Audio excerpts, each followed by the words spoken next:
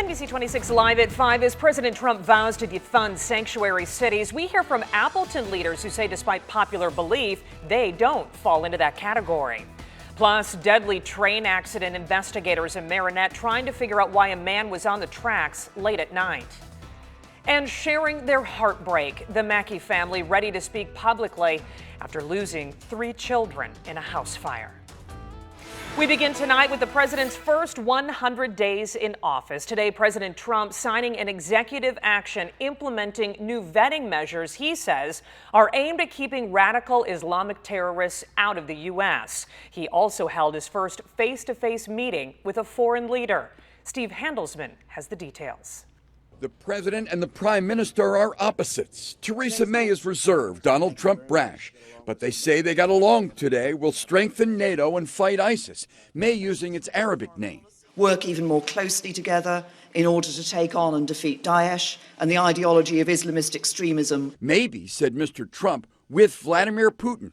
If we have a great relationship with Russia and other countries, and if we go after ISIS together, which has to be stopped, that's an evil that has to be stopped, I will consider that a good thing, not a bad thing. The president hosted his first foreign head of state a week after being sworn in.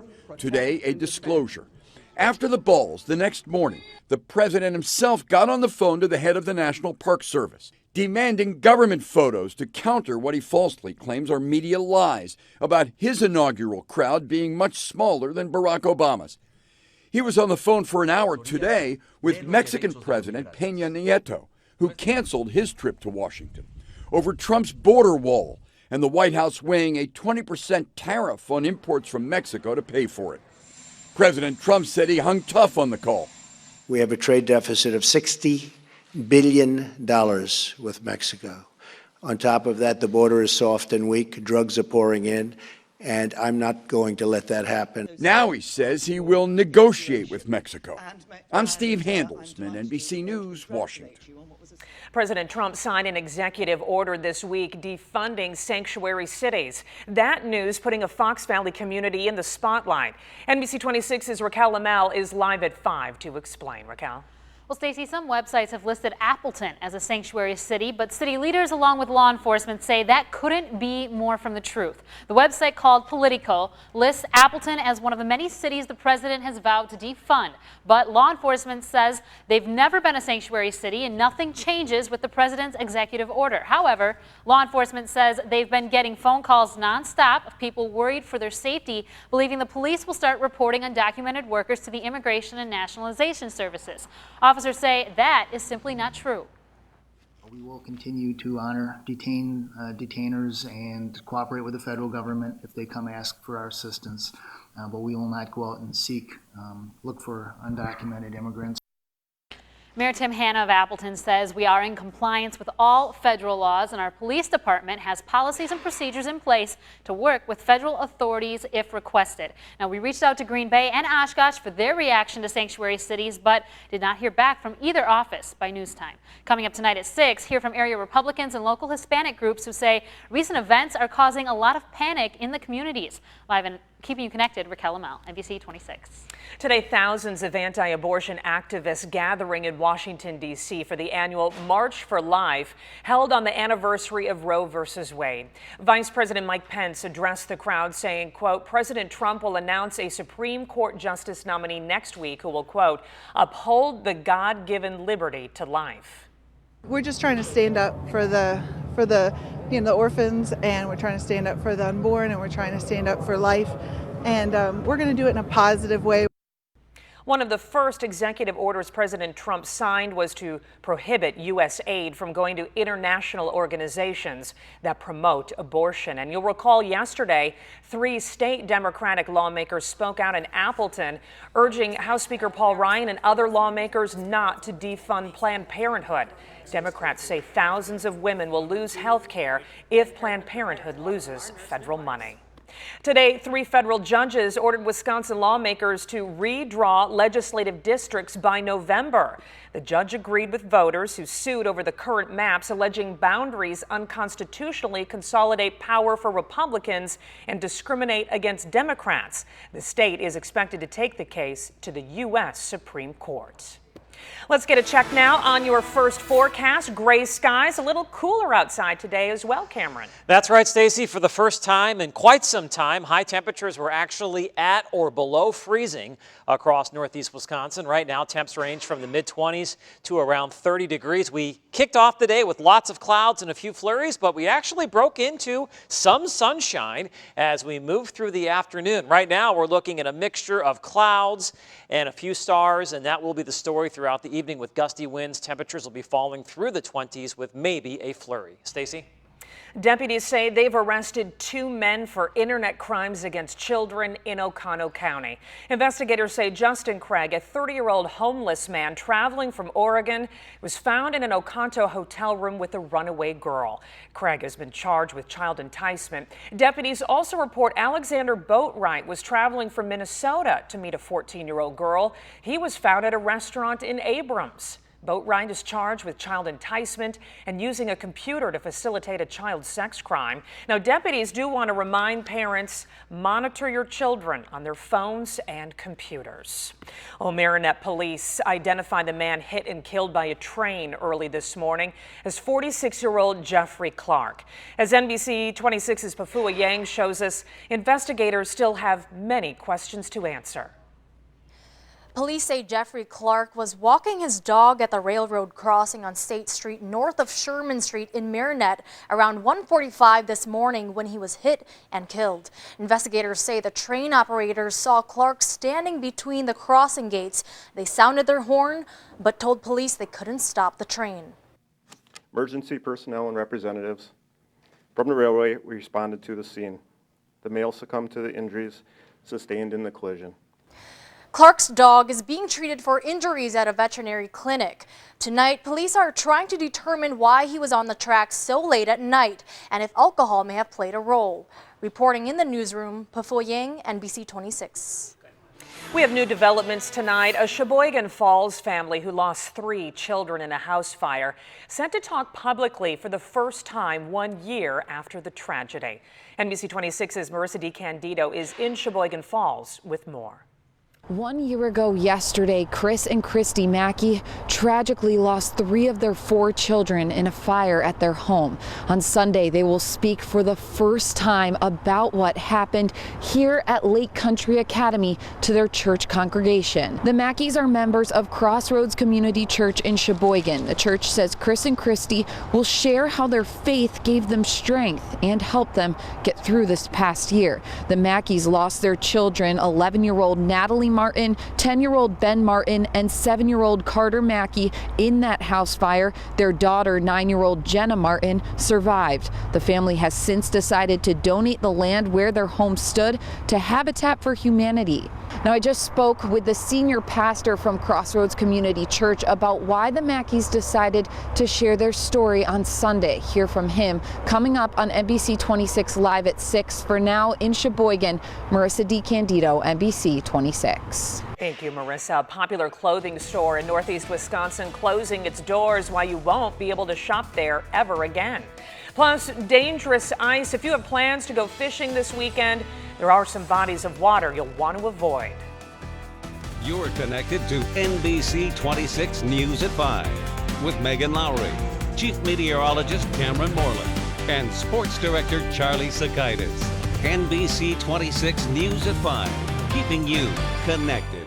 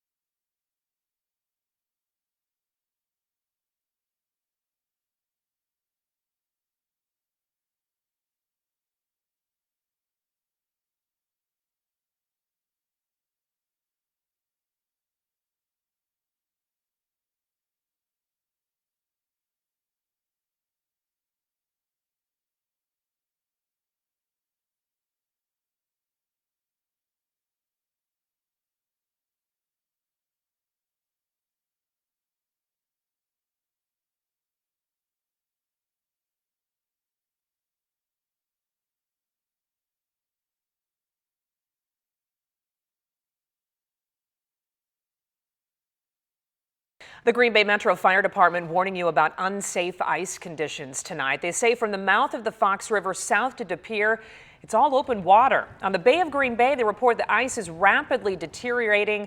It's less than 12 inches thick. They believe it will only get worse as a Coast Guard ice cutting operation in Marinette affects conditions even in Green Bay. And now, your Storm Shield forecast with NBC 26 Chief Meteorologist Cameron Moreland.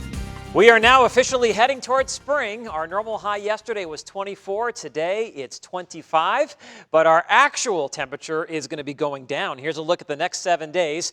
We'll see mid-30s tomorrow, upper 20s Sunday and Monday, another warm up on Tuesday, and then much cooler weather will push in as we head into February. Right now, temperatures across northeast Wisconsin range from the mid-20s to around 30 degrees. Everybody is below freezing, which means our extreme January thaw has now come to an end. 10 consecutive days with temperatures at or above 32 degrees.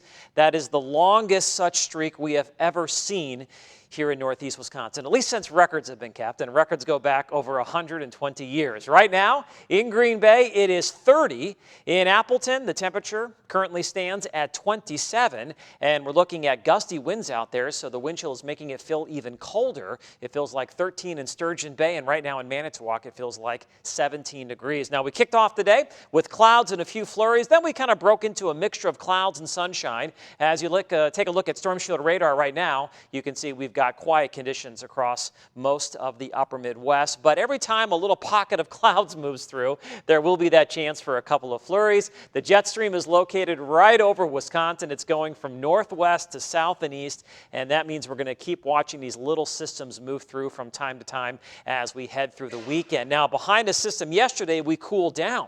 Before a system that's going to move through tomorrow, we're going to warm up. You can see it was quite a bit warmer off to the north and west today. Temperatures in the lower to mid-30s, and that warmer weather will move across northeast Wisconsin tomorrow. High temperatures have now been above normal for 2 straight weeks. 14 days, and tomorrow will be day number 15. Our normal high is 25, as I just mentioned. Most of us will be in the lower to mid-30s. The forecast winds, though, means that it's going to be colder. We've got gusty winds on the way throughout the night into tomorrow. So even though high temperatures tomorrow will be in the 30s, wind chills will make it feel quite a bit cooler. Skycast shows a mixture of clouds and clear skies throughout the night, maybe a flurry or two. We'll continue to see that as we head through tomorrow. As the next system approaches from the north and west, we'll have the chance for a couple of very light snow showers or flurries. The same thing happens on Sunday, and then a stronger system moves in Monday night into Tuesday, and it looks like that system will bring us some accumulating snow. So your forecast for tonight calls for a mixture of stars, clouds, and maybe a flurry. It's going to be quite a bit colder compared to what we've been seeing lately, lower to mid-20s. Tomorrow, clouds, some sunshine, maybe a flurry, and windy. High temperatures will be in the 30s. My 3-degree guarantee for tomorrow is 34. If I can hit that high within 3 degrees, we will donate $100 to Double Portion, and we did that today. I forecast 32, and the actual high temperature was 32 degrees. So on Sunday, similar conditions to what we're going to see tomorrow, just a few degrees colder, lots of clouds, maybe some sunshine, a couple of flurries. A good chance for accumulating snow Monday evening into Tuesday morning, a brief warm-up with highs in the lower to mid-30s, and then we will see some colder weather move in as we hit Groundhog Day and beyond. I do want to say a quick hello to all of the fine folks at Holiday House in Manitowoc. I was out there earlier today giving my Extreme Wisconsin talk, which discusses all the crazy weather we get here in Wisconsin, Stacy. I mean, we see it all, no doubt about it. You had a lot of material you could go over. That's right, a lot of great questions. All right, sounds good. Thanks, Cameron. A day of remembrance while Holocaust survivors are gathering today in Poland. Plus, big plans for the new zoo, how they plan on spending more than $30 million to create a must-see destination.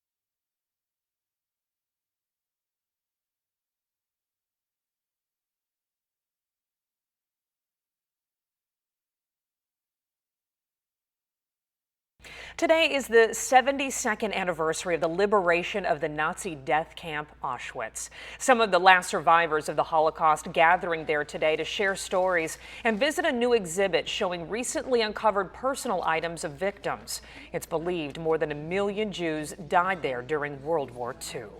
Today, the Trump administration pulls back all ads urging people to sign up for the Affordable Care Act. The deadline to sign up is Tuesday. The last week of enrollment is generally when young, healthy people sign up, a group that's needed to help keep insurance prices lower. The president and congressional Republicans have vowed to repeal the ACA, though there's no public outline of what kind of plan would replace it. Former President George H.W. Bush expected to be discharged from a Houston hospital this weekend or Monday at the latest. The 92-year-old hospitalized January 14th with bacterial pneumonia. His wife Barbara was released from the hospital earlier after being treated for bronchitis. Well, Wet Seal announces it's closing all of its stores and laying off its workers. There is a Wet Seal at the Fox River Mall. The chain has 171 stores in 42 states. Employees in Grand Chute say they don't have an estimate as to when their location will shut down. This is just another sign of tough times for retailers. The Limited, Sears, and Macy's have also announced closings this year. Well, trivia buffs getting ready to go head-to-head in what's billed as the world's longest-running trivia contest, how it's putting a local university on the worldwide radar.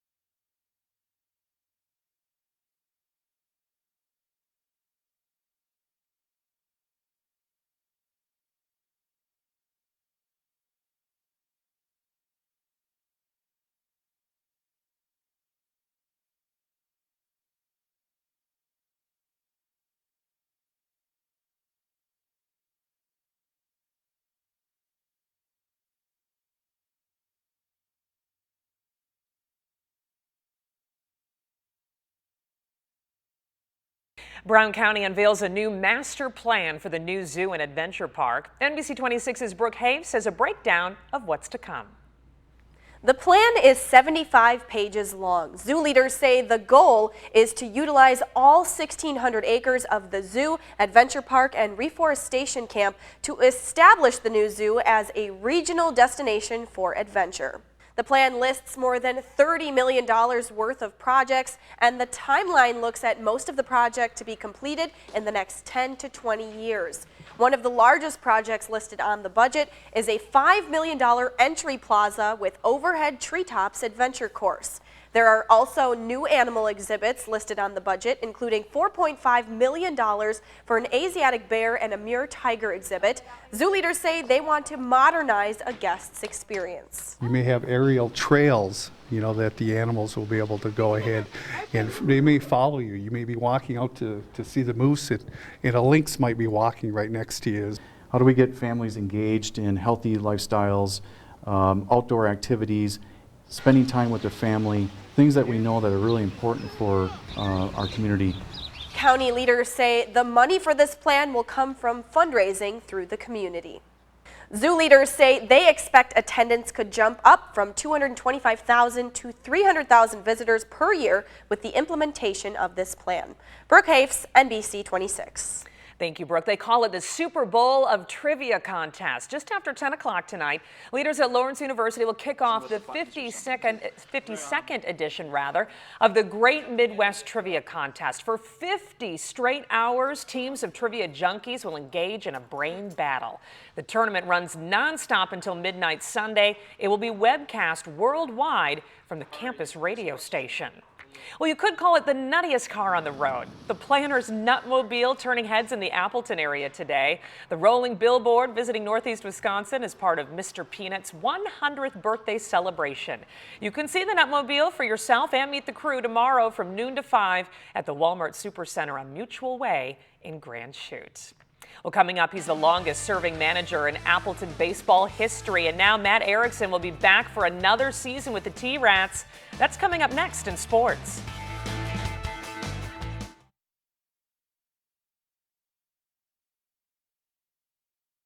Be all right.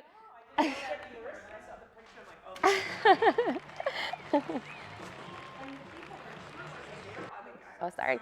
There may still be snow on the ground, but the Wisconsin Timber Rattlers are busy.